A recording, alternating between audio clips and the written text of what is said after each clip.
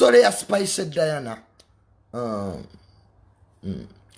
Jenkins sagala mwogerako. Nze story yonna erimu Kasuku, erimu Jenkins, erimu Sandy, nze buwaliro okwogerako because these are people I see every day. Kati bwe mbakola ka analysis bayinza ogitwala bubi kanange balina ze bankolako ze saagala. So for the good of me and them, si commenting bintu bye balimu. So I respect Jenkins, I respect Sandy, I respect Kasuku because balina tafali dene de batadde ku music industry. Nze nagenda okujja ku social media nga weebali. So singa Spice Dan obadde wayogedde kubalala, I would have given you a thorough analysis. But right now I'm caught between a hard rock and a rock. Nange waliwo munebi nsukako. Kachirianga kuleta wano story ngerimu mukuru wange hamu. Uba baba Yasini. Of course I can't discuss my family. Ila chembala bamusi chogerako. Osigedde ekintu ekyo because eri family yange musayi gwange. So I want to leave that story at that. Wemuba Spice Dana mwine obutakanya ne Jenkins, you should solve it amicably. Yes, I know your frustration. Spice, you rarely get angry.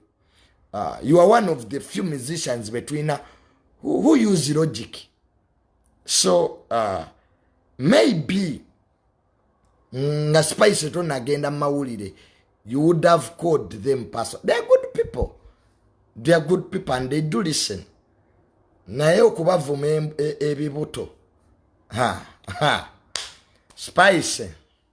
Bajja kugaya. My sister. Tewanebuuzizaako. Abo Jenkins bajja kugayagaaya bakuteeka walinga ekikajjo. Don't open a warn them. You'll not win.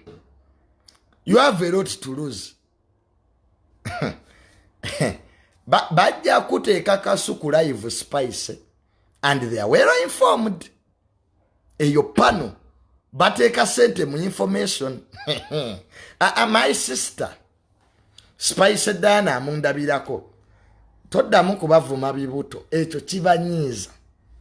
You can abuse them but not their stomachs. So nze kasita Spice nakulabye nga kebisajja bakulu balina ebibanga.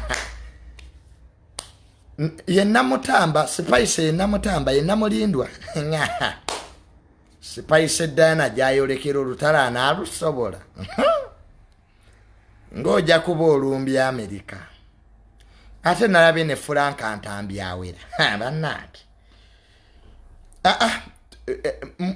Jenkins tubivuddemu. Spice bivemu. Just come back. Ugambe I think I was stressed.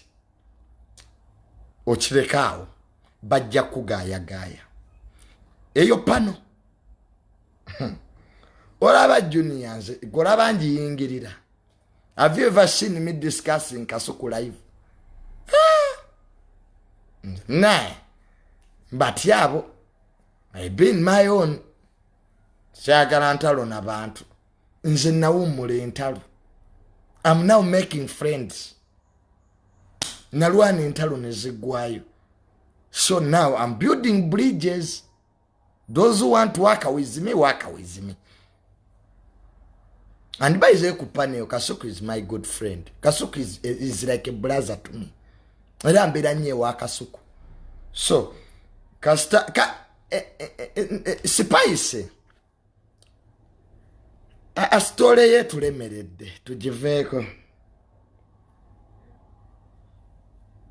Sijja discussing ngani.